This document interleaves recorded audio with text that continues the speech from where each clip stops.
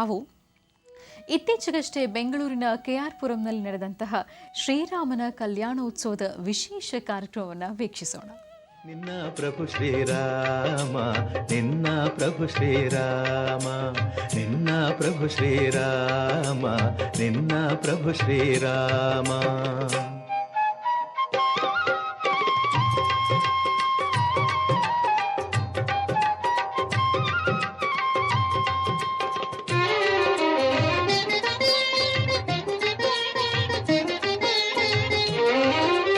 ಎಟುಕದ ಹಣ್ಣನೆ ನಾ ತರಲಾರೆ ಮೇಲಕ್ಕೆ ಎಗರಿ ಹನುಮ, ಎಟುಕದ ಹಣ್ಣನೆ ನಾ ತರಲಾರೆ ಮೇಲಕ್ಕೆ ಎಗರಿ ಹನುಮ. ಸೂರ್ಯನ ಹಿಡಿವ ಸಾಹಸ ಕಿಳಿದರೆ ಆ ಕ್ಷಣನ ನಿರ್ನಾಮ, ಸೂರ್ಯನ ಹಿಡಿವ ಸಾಹಸ ಕಿಳಿದರೆ ಆ ಕ್ಷಣನ ನಿರ್ನಾಮ. ಹಾದಿಯ ಹಳ್ಳವೇ ದಾಟಲ ಸಾಧ್ಯ ಹೀಗಿರುವಾಗ ಹನುಮ, ಹಾದಿಯ ಹಳ್ಳವೇ ದಾಟಲ ಸಾಧ್ಯ ಹೀಗಿರುವಾಗ ಹನುಮ. ಸಾಗರ ದಾಟುವ ಹಂಬಲ ಸಾಧ್ಯವೇ ಅಯ್ಯೋ ರಾಮ ರಾಮ, ಅಯ್ಯೋ ರಾಮ ರಾಮ, ಅಯ್ಯೋ ರಾಮ ರಾಮ, ಅಯ್ಯೋ ರಾಮ ರಾಮ.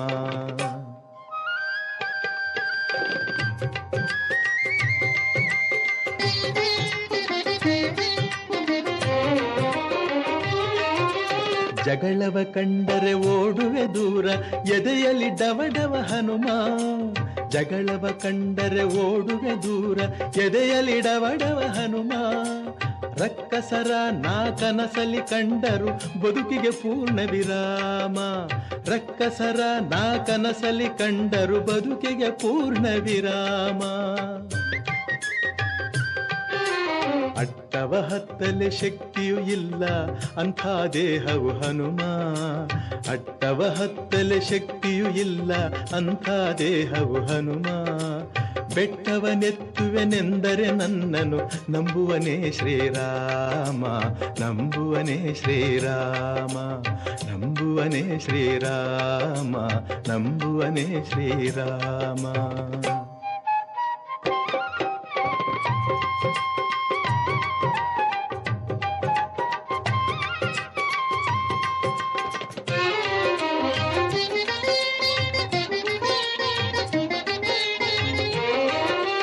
ಕನಸಲಿ ಮನಸಲಿ ನಿನ್ನ ಉಸಿರಲಿ ತುಂಬಿದ ರಾಮನ ನಾಮ, ಕನಸಲಿ ಮನಸಲಿ ನಿನ್ನ ಉಸಿರಲಿ ತುಂಬಿದ ರಾಮನ ನಾಮ. ಚಂಚಲವಾದ ನನ್ನೀ ಮನದಲ್ಲಿ ನಿಲ್ಲುವರಾರೋ ಹನುಮ, ಚಂಚಲವಾದ ನನ್ನೀ ಮನದಲ್ಲಿ ನಿಲ್ಲುವರಾರೋ ಹನುಮ. ನೆಮ್ಮದಿಯುತವಾಗೂ ನೀವು ಅಂದುಕೊಂಡಂತಹ ಕೆಲಸ ಕಾರ್ಯಗಳು ಸಿದ್ಧಿ ಆಗ್ತಿದೆ, ಭಗವತಿಯ ಅನುಗ್ರಹ ಇದೆ, ಅಥವಾ ಯಾವುದೇ ಒಂದು ಅಸಾಧ್ಯವಾದರೂ ಸಹಿತ ಇವತ್ತು ನಾನು ಸಾಧನೆ ಮಾಡಬಹುದು ಅಂತಕ್ಕಂಥದ್ರ ಮನಸ್ಥಿತಿ, ಅಂತಹ ಗಟ್ಟಿಯ ಮನಸ್ಸು ನಿಮ್ಮದಾಗಿರುತ್ತೆ. ಮಕರ ರಾಶಿಯಲ್ಲಿರ್ತಕ್ಕಂಥವರು ನಿಮ್ಮ ಆರೋಗ್ಯದ ಬಗ್ಗೆ ಸ್ವಲ್ಪ ಕಾಳಜಿ ವಹಿಸಿ. ಉದ್ಯೋಗದಲ್ಲಾಗಲಿ, ವ್ಯವಹಾರದಲ್ಲಾಗಲಿ, ಕೆಲಸ ಕಾರ್ಯಗಳಲ್ಲಾಗಲಿ ಸಾಕಷ್ಟು ಪ್ರಗತಿ ಕಾಣುವ ನೀವು ನಿಮ್ಮ ಆರೋಗ್ಯದ ಕಡೆ ಲಕ್ಷ್ಯ ಕೊಡೋದಿಲ್ಲ. ಹಾಗಾಗಿ ಆರೋಗ್ಯದಲ್ಲಿ ಸಣ್ಣ ಪುಟ್ಟ ವ್ಯತ್ಯಾಸಗಳಿಂದ ಇಲ್ಲದ ಮನಸ್ಸಿಗೆ ನೆಮ್ಮದಿ ತಂದುಕೊಳ್ಳಿದ್ದೀರಾ, ಸಾಕಷ್ಟು ತೊಂದರೆಗಳೆದುರಾಗುವಂತಹ ಪರಿಸ್ಥಿತಿ ಎದುರಾಗಬಹುದು. ಆರೋಗ್ಯ ಪರಿಸ್ಥಿತಿಯಲ್ಲಿ ಸ್ವಲ್ಪ ವ್ಯತ್ಯಾಸ ಇದೆ ಬಿಟ್ಟರೆ ಇವತ್ತಿನ ದಿವಸ ಸಾಕಷ್ಟು ಲಾಭವನ್ನೇ ಕಾಣುವಂತಹ ದಿನ ಮಕರ ರಾಶಿಯವರದು. ಮಕರ ರಾಶಿಯಲ್ಲಿರ್ತಕ್ಕಂಥವರು ಕಪ್ಪು ಬಣ್ಣದ ಶ್ವಾನಕ್ಕೆ ಇವತ್ತಿನ ದಿವಸ ಮಕರ ರಾಶಿಯವರು ನಿಮ್ಮ ಕೈಯಿಂದ ಏನಾರು ಒಂದಿಷ್ಟು ಪದಾರ್ಥಗಳನ್ನು ನಾಯಿಗೆ ಹಾಕೋದ್ರಿಂದ ಮತ್ತಷ್ಟು ವಿಶೇಷವಾದಂಥ ಫಲವನ್ನು ಸಿದ್ಧಪಡಿಸ್ಕೊಳ್ಬಹುದು. ಸಾಧ್ಯವಾದರೆ ಇವತ್ತು ಸಂಜೆ 4ರಿಂದ 6 ತನಕ ಈ ಮಧ್ಯದಲ್ಲಿ ನೀವು ಆಚೆ ದೂರಭಾರ ಪ್ರಯಾಣ ಆಗಲಿ, ಅತಿಯಾದಂಥ ವೇಗದಲ್ಲಿ ಚಲಿಸುವಂಥದ್ದಾಗಲಿ, ಅಥವಾ ಈ ಸಮಯದಲ್ಲಿ ಯಾರಿಗಾರು ಕಮಿಟ್ಮೆಂಟ್ ಮಾಡ್ಕೊಂಡು ಏನಾರು ಒಂದು ಅಗ್ರಿಮೆಂಟ್ ಮಾಡ್ಕೊಳ್ಳೋದಾಗಲಿ, ಅಥವಾ ಯಾವುದಾದ್ರು ಕಾಗದ ಪತ್ರಗಳಿಗೆ ಸಹಿ ಹಾಕೋದಾಗಲಿ ಸಮಂಜಸವಲ್ಲ. ಎಚ್ಚರಿಕೆ ಇರಲಿ, ಜೋಪಾನ. ಇನ್ನು ಕುಂಭರಾಶಿ. ಕುಂಭರಾಶಿಯಲ್ಲಿರ್ತಕ್ಕಂಥವರು ಗೃಹಸ್ಥಿತಿಗಳ ಸಮಂಜಸವಾದಲ್ಲದರಿಂದ ಮನಸ್ಸು ನೆಮ್ಮದಿ ಇಲ್ಲದಿರೋದ್ರಿಂದ ಆರೋಗ್ಯವೂ ಸರಿ ಇರೋದಿಲ್ಲ, ಮನಸ್ಸಿಗೂ ನೆಮ್ಮದಿ ಇರೋದಿಲ್ಲ, ಚಂಚಲತೆ ಅಂತಕ್ಕಂಥದ್ದಿರುತ್ತೆ. ಜೊತೆಗೆ ಪ್ರಸ್ತುತ ಶನಿ ಇರ್ತಕ್ಕಂಥ ಆಸ್ಥಾನ ಅಷ್ಟು ಸಮಂಜಸವಾದಲ್ಲದರಿಂದ ಶನಿಯ ದೃಷ್ಟಿಕೋನ ಸಮಂಜಸವಾಗಿಲ್ಲ ಅಂದರೆ ವ್ಯಕ್ತಿ ತಾನು ಹಾಕುವ ಹೆಜ್ಜೆಯಲ್ಲೂ ಸಾಕಷ್ಟು ಅವಘಡಗಳಾಗ್ತಾ ಇರುತ್ತೆ, ಇಲ್ಲದ ತೊಂದರೆಗಳು ಎದುರಾಗ್ತಾ ಇರುತ್ತೆ. ಸಮಸ್ಯೆ ಎಂಬತಕ್ಕಂಥದ್ದು ಮೇಲಿಂದ ಮೇಲೆ ಸಮಸ್ಯೆ ಎದುರಾಗ್ತಾ ಇರುತ್ತೆ. ಗ್ರಹಸ್ಥಿತಿಗಳು ಸರಿ ಇಲ್ಲ ಅಂದಾಗ ಸಾಧ್ಯವಾದಷ್ಟು ಈ ಸಮಯದಲ್ಲಿ ನಾವು ಆಚರಣೆ ಮಾಡಬೇಕಾದ್ದು, ಪ್ರಾರ್ಥಿಸಬೇಕಾದ್ದು ಶನಿ ಮಂತ್ರ ಒಂದೇ. ಶನ್ನೋ ದೇವಿ ರವಿಷ್ಠಯಾಪೋ ಭವಂತು ಬಿದೇಂಶಯೋರ್ವಿಷ್ಟವಂತರಃ ಶನೇಶ್ಚರಾಯ ನಮಃ. ಹೀಗೆ ಶನೈಶ್ಚರ ಮಂತ್ರವನ್ನು ಕುಂಭರಾಶಿಯವರು ಪಠನೆ ಮಾಡೋದ್ರಿಂದ ಇವತ್ತು ಬಂದೊದಗುವಂತಹ ಸಮಸ್ಯೆಗಳಿಂದ ಮುಕ್ತರಾಗಿರ್ಬೋದು. ಏನೇ ಆದರೂ ಸಮಸ್ಯೆ ಎಂಬತಕ್ಕಂತಹ ಸೆರೆಮಾಲೆ ತಲೆ ಮೇಲಿದ್ದಾಗ ಆ ತೂಗುಗತ್ತಿ ಇದ್ದ ಹಾಗೆ ಅದನ್ನು ತಪ್ಪಿಸ್ಕೊಳ್ಬೇಕಾದ್ರೆ ಆಯಾ ಕ್ಷಣದಲ್ಲಿ ಬೇಕಾಗಿರ್ತಕ್ಕಂತಹ ದೇವತಾ ಉಪಾಸನೆ ಬೇಕು, ಅಥವಾ ಧರ್ಮದಲ್ಲಿ ನಡಿಬೇಕು, ಸಾಧ್ಯವಾದಷ್ಟು ಸನ್ಮಾರ್ಗದತ್ತಿರಬೇಕು. ಮಾಡುವ ಕೈಂಕರ್ಯಗಳು ಕೆಲಸ ಕಾರ್ಯಗಳನ್ನು ಅವರ ಆತ್ಮತೃಪ್ತಿಯ ಕೆಲಸ ಮಾಡಬೇಕು. ಆಗಲೇ ಅದು ಕರೆಕ್ಟಾಗಿ ಕ್ರಮಬದ್ಧವಾಗಿ ಆಗುವಂಥದ್ದು.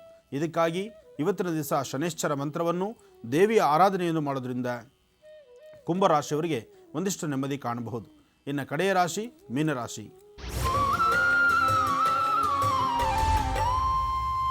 ಮೀನರಾಶಿಯಲ್ಲಿರ್ತಕ್ಕಂಥವ್ರು, ರಾಶಿಫಲದಲ್ಲಿ ಮೀನರಾಶಿಯವರಿಗೆ ಇವತ್ತು ಆರ್ಥಿಕ ಪರಿಸ್ಥಿತಿ ಪರವಾಗಿಲ್ಲ, ಹಣಕಾಸಿನ ವಿಚಾರದಲ್ಲಿ ಒಂದಿಷ್ಟು ನೆಮ್ಮದಿ, ಮಾಡುವಂಥ ಕೈಂಕರ್ಯಗಳಲ್ಲಿ ಪ್ರಗತಿ ಇದೆ. ಯಾವುದೇ ಒಂದು ನಿರ್ಣಯ ತೆಗೆದುಕೊಂಡ್ರೂ ಆ ಕೆಲಸ ಕಾರ್ಯಗಳಲ್ಲಿ ಲಾಭವನ್ನೇ ಕಾಣ್ತೀರಿ. ಜೊತೆಗೆ ಇವತ್ತು ನೀವು ಮಾಡುವ ಕೆಲಸ ಕಾರ್ಯಗಳಲ್ಲಿ ಮತ್ತಷ್ಟು ಲಾಭವನ್ನು ಕಾಣುವಂತಹ ಈ ಶುಭ ದಿನ. ಯಾವುದೇ ಕೆಲಸ ಕಾರ್ಯಗಳನ್ನಾದರೂ ಸಹಿತ ಶೀಘ್ರವಾಗಿ ಸಿದ್ಧಿಸ್ಕೊಳ್ಬೇಕಾದ್ರೆ, ನೀವು ಮಾಡುವ ಕೆಲಸದಲ್ಲಿ ಒಂದಿಷ್ಟು ಲಾಭವನ್ನು ಕಾಣಬೇಕಾದರೂ ಸಹಿತ ಧನ್ವಂತರಿ ಮಹಾವಿಷ್ಣುವನ್ನು ಪ್ರಾರ್ಥನೆ ಮಾಡಿ. ಮಹಾವಿಷ್ಣು ಸಾನ್ನಿಧ್ಯದಲ್ಲಿ ಒಂದಿಷ್ಟು ತುಳಸಿ ಅರ್ಚನೆ ಮಾಡಿಸೋದ್ರಿಂದಲೂ ಸಾಕಷ್ಟು ಲಾಭ ಇದೆ. ಜೊತೆಗೆ ಗುರುಗಳ ಆಸ್ಥಾನಕ್ಕೆ ಹೋಗಿ ಗುರು ಪಾದುಕೆಗಳ ದರ್ಶನ ಮಾಡಿ ಬನ್ನಿ. ಗುರುಗಳ ಆರಾಧನೆ ಮಾಡ್ತಕ್ಕಂಥದ್ದು, ಗುರುವಿನ ಉಪದೇಶ ತೆಗೆದುಕೊಳ್ತಕ್ಕಂಥದ್ದು, ಗುರುವಿನ ಅನುಗ್ರಹಕ್ಕೆ ಪಾತ್ರರಾಗ್ತಕ್ಕಂಥದ್ದು ಮಾಡೋದ್ರಿಂದ ಮೀನರಾಶಿಯಲ್ಲಿರ್ತಕ್ಕಂಥವರು ಸಂಪೂರ್ಣವಾದಂಥ ಫಲವನ್ನು ಸಿದ್ಧಿಪಡಿಸ್ಕೊಳ್ಬಹುದು. ಒಳ್ಳೆಯದಾಗಲಿ.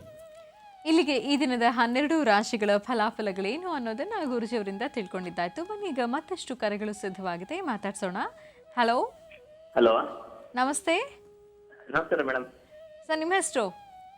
ಮೇಡಮ್, ನಿಮ್ಮ ಹೆಸರು? ಹೆಸರು ಮತ್ತು ಊರು ಬೇಡ ಮೇಡಮ್. ಸರಿ, ಯಾರ ಬಗ್ಗೆ ಮಾತಾಡ್ತೀರಾ?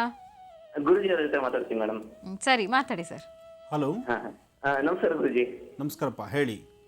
ಈಗ ನಾನು ಈಗ ಉದ್ಯೋಗದಲ್ಲಿ ಏನ್ ಕೆಲಸ ಮಾಡ್ತಾ ಇದೀನಿ, ಜೂನಿಯರ್ ಫೋರ್ಮನ್ ಅಂತ ಹೇಳಿ ಕೆಲಸ ಮಾಡ್ತಾ ಇದೀನಿ. ಮಾಡೋ ಜಾಗದಲ್ಲಿ ಸ್ವಲ್ಪ ತೊಂದರೆಗಳು ಇದೆ, ಅಂದ್ರೆ ಬಾಸ್ ಅಂತ ಸ್ವಲ್ಪ ತೊಂದರೆಗಳಿದೆ. ಆಮೇಲೆ ಅವ್ರು ಹೆಂಗೆ ಹೇಳ್ತಾರೆ, ಸ್ವಲ್ಪ ನಮ್ಮ ಮಾತು ಏನು ಅಂತ ಕೇಳೋದೇ ಇಲ್ಲ ಅವರು. ಅದಕ್ಕೋಸ್ಕರ ಯಾವ ತರ ಪೂಜೆಗಳನ್ನು ಅಂತ ಮಾಡ್ಬೇಕು, ಆಮೇಲೆ ಅಥವಾ ನಾನು ಜಾಗದಲ್ಲಿ ಏನ್ ಕೆಲಸ ಮಾಡ್ತೇನೆ ಯಾವ ದಿಕ್ಕಿನಲ್ಲಿ ಕೂತ್ಕೋಬೇಕು ಅನ್ನೋಂಥದ್ದು ಸ್ವಲ್ಪ ತಿಳಿಸ್ಕೊಡ್ತೀರಾ? ಖಂಡಿತ. ಇಲ್ಲಿ ಮೊದಲನೇ ಆಪ್ಷನ್ ಏನಪ್ಪಾ ಅಂದ್ರೆ, ಯಾರು ಮಾಲೀಕರು ಇರ್ತಾರೆ, ಯಾರು ಆಫೀಸರ್ ಇರ್ತಾರೆ, ಸಾಧ್ಯವಾದಷ್ಟು ಅವರು ಮೂಗಿನಂತೆ ನಾವು ನಡೀಲೇಬೇಕಾಗತ್ತೆ. ಸರಿ. ಅದನ್ನ ಬದಲಾಯಿಸ್ಕೊಳ್ಳಿಕ್ಕೆ ಆಗೋದಿಲ್ಲ. ಕಾರಣ ಅವ್ರದ್ದೊಂದು ದೃಷ್ಟಿಕೋನ ಇಟ್ಕೊಂಡಿರ್ತಾರೆ, ಅವ್ರದ್ದೇ ಆದಂಥ ಒಂದು ವೇ ಆಫ್ ಥಿಂಕಿಂಗ್ಸ್ ಇರುತ್ತೆ. ಆ ಥಿಂಕ್ ಬಗ್ಗೆನೇ ನಾವು ಚಿಂತನೆ ಮಾಡಬೇಕು. ಸರಿ. ನಾವು ಅದಕ್ಕೆ ಪ್ರತಿಯಾಗಿ ಬೇರೆ ತರಹ ವಿರುದ್ಧ ರೀತಿಯಲ್ಲಿ ನಾವು ನಡೀತೀವಿ, ಅದರಿಂದ ಮತ್ತಷ್ಟು ಲಾಭ ಇದೆ ಅಂದರೂ ಸಹಿತ ಅವರಿಗೆ ಆ ಲಾಭಕ್ಕಿನ್ನ ಅವ್ರದ್ದೇ ಆದಂತಹ ಒಂದು ಕೆಲವು ಕಂಡೀಷನ್ಸ್ ಇರುತ್ತೆ, ಕೆಲವು ಆಧಾರಗಳು ಇಟ್ಕೊಂಡಿರ್ತಾರೆ. ಅವರಿಗೆ ಅವ್ರ ಜೊತೆಲಿರ್ತಕ್ಕಂಥವ್ರು, ಅವ್ರ ಮೇಲಿರ್ತಕ್ಕಂಥವ್ರು ಯಾರೋ ಒಂದು ಮಾರ್ಗದರ್ಶನ ಕೊಟ್ಟಿರ್ತಾರೆ, ನೀವು ಈ ದಿಕ್ಕಲ್ಲಿ ಹೀಗೆ ನಿಂತು ಮಾತಾಡಬೇಕು, ಇಷ್ಟೇ ಶಾರ್ಪ್ ಆಗಿರಬೇಕು ಅಂತ. ಅದನ್ನು ಅವ್ರು ಬದಲಾಯಿಸ್ಕೊಳ್ಳಲ್ಲ. ಅವ್ರನ್ನ ಬದಲಾಯಿಸುವಂಥ ಶಕ್ತಿ ನಮ್ಮದಲ್ಲ. ಅದರಿಂದ ನಾವು ಮೊದಲನೇ ಒಂದು ಕ್ರಮ ಏನಪ್ಪ ಅಂದರೆ, ನಾವು ಸಾಧ್ಯವಾದಷ್ಟು ಅವರಂತೆ ನಡೀತಕ್ಕಂಥದ್ದು. ಅಂದರೆ ಎಲ್ಲಿ ಉದ್ಯೋಗ ಮಾಡ್ತೀವಿ, ಯಾರು ಕೈ ಕೆಳಗೆ ಕೆಲಸ ಮಾಡ್ತೀರಿ, ಯಾರು ನಮಗೆ ಅನ್ನದಾತರಾಗಿರ್ತಾರೆ, ನಮ್ಮ ಜೀವನಕ್ಕೆ ಜೀವನೋಪಾಯಕ್ಕಾಗಿ ಮಂತ್ಲಿ ಸ್ಯಾಲ್ರಿ ಯಾರು ಕೊಡ್ತಾರೋ ಅವರಂತೆ ನಾವು ನಡಿಬೇಕಾದ್ದು ಧರ್ಮ. ಇದು ಮೊದಲನೇದು. ಎರಡನೇದು, ನೀವು ಯಾವ ದಿಕ್ಕಲ್ಲಿ ಕೂತು ಅನುಷ್ಠಾನವನ್ನು ಮಾಡೋದ್ರಿಂದ ಶೀಘ್ರವಾಗಿ ಕೆಲಸ ಆಗುತ್ತೆ ಅಥವಾ ಒಳ್ಳೆಯ ಮನಸ್ಸಿಗೆ ನೆಮ್ಮದಿ ಆಗುತ್ತೆ ಅನ್ನೋ ಒಂದು ಮನಸ್ಥಿತಿ ಪ್ರಶ್ನೆ ಕೇಳ್ತಿದ್ದೀರಿ ನೀವು. ನಾವು ಒಂದು ಆಫೀಸಿಗೆ ಪ್ರಧಾನವಾಗಿರ್ತಕ್ಕಂಥ ಪ್ರಧಾನ ವಾಸ್ತು ಒಂದು ವಾಸ್ಕಲ್ ಒಳಗಡೆ ಪ್ರವೇಶ ಮಾಡಿಬಿಟ್ರೆ ಅಲ್ಲಿ ನಾವು ಯಾವ ದಿಕ್ಕಲ್ಲಿದ್ದೀವಿ ಅನ್ನೋದು ಮುಖ್ಯ ಅಲ್ಲ. ನಮ್ಮ ಕ್ರಮ, ನಮ್ಮ ವಿದ್ವತ್ತು, ನಮ್ಮ ಕೆಲಸ, ನಮ್ಮ ಯೋಗ್ಯತಾನುಸಾರ ನಾವು ಏನು ಮಾಡ್ಬೋದೋ ಅದಷ್ಟು ಕ್ರಮವಾಗಿ ಮಾಡಿದ್ರೆ ಸಾಕು ಅಂತ ನನ್ನ ಅನಿಸಿಕೆ. ಯಾಕೆಂದರೆ ಅಲ್ಲಿ ನಾವು ಡೈರೆಕ್ಷನ್ ಚೇಂಜ್ ಮಾಡ್ತೀವಿ ಅಂದರೆ ಸಾಧ್ಯವಿಲ್ಲದ ಮಾತು, ಅದು ತೊಂದರೆ ಆಗುತ್ತೆ. ಅದರಿಂದ ಬೆಳಗಿನ ನಿಮ್ಮ ನಿತ್ಯ ಕರ್ಮಾನುಷ್ಠಾನಗಳನ್ನು ಕ್ರಮವಾಗಿ ಮಾಡಿ. ಪ್ರತಿ ದಿವಸ ನೀವು ಮಾಡಬೇಕಾದ ದೇವತಾರಾಧನೆ, ನಿಮ್ಮ ತಂದೆ ತಾಯಿ ಆಶೀರ್ವಾದ, ನೀವು ನಂಬಿರ್ತಕ್ಕಂಥ ಗುರುಗಳ ಆಶೀರ್ವಾದ ಇಷ್ಟು ತೆಗೆದುಕೊಂಡು ನೀವು ಮುಂದೆ ನಡೀತಾ ಹೋಗಿ. ಖಂಡಿತ ಒಳ್ಳೆಯ ಫಲವನ್ನು, ಒಳ್ಳೆಯ ಸಿದ್ಧಿಯನ್ನು ಸಿದ್ಧಿಪಡಿಸ್ಕೊಳ್ತೀರಿ. ಪ್ರಸ್ತುತ ನಿಮ್ಮ ಸ್ವರತರಂಗ ಪ್ರಕಾರ ಗ್ರಹಸ್ಥಿತಿಗಳು ಸರಿ ಇಲ್ಲದ್ರಿಂದ ಈಗಾಗಲೇ ಕಳೆದ 3 ವರ್ಷದಿಂದ ನೀವು ಈ ಸಮಸ್ಯೆಗಳನ್ನು ನೋಡ್ತಾ ಇದ್ದೀರಿ. 3 ವರ್ಷದಿಂದ ನಿಮ್ಮಲ್ಲಿ 6 ಕೇಳಿಲ್ಲ, 3 ಕಿಳಿಯಲ್ಲ, ಅದಕ್ಕಿಂತ ಹೆಚ್ಚಿನಾಗಿ ಬರೀ ಮನಸ್ತಾಪಗಳೇ ತಂದುಕೊಳ್ತಾ ಇದ್ದೀರಿ, ಬರೀ ನಿಷ್ಠುರದ ಹೊರೆ ಹೊತ್ಕೊಳ್ತಾ ಇದ್ದೀರಿ. ಇದನ್ನು ಸರಿಪಡಿಸ್ಕೊಂಡ್ರೆ ಸಾಕು, ಒಳ್ಳೆಯ ಯಶಸ್ಸಿದೆ. ಇದನ್ನು ಸರಿ ಹೋಗಬೇಕಾದ್ರೆ ಇನ್ನು 1 ವರ್ಷ 3 ತಿಂಗಳು ಬೇಕು. ಮುಂದಿನ 1 ವರ್ಷ 3 ತಿಂಗಳಲ್ಲಿ ಸಾಕಷ್ಟು ಬದಲಾವಣೆ ಕಾಣ್ತೀರಿ. ಒಳ್ಳೆ ಫಲ ಇದೆ. ಒಳ್ಳೆಯದಾಗಲಿ.